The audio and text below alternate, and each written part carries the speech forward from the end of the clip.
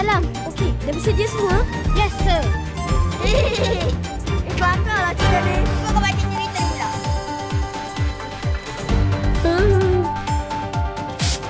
Mak, seramnya. Baru kau tahu. Alamak, tiba-tiba pula tandas menjadi wangi. Carol, aku tu cakap kalau tiba-tiba je bau wangi, maknanya... Oi, shush. Diamlah, jangan cabut.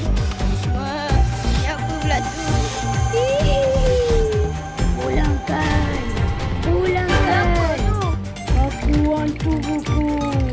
Pulangkan. Pulangkan. Pulangkan. Pulangkan apa? Pulangkan buku aku. Kalau aku tak nak pulangkan, Kalau kau tak nak pulangkan,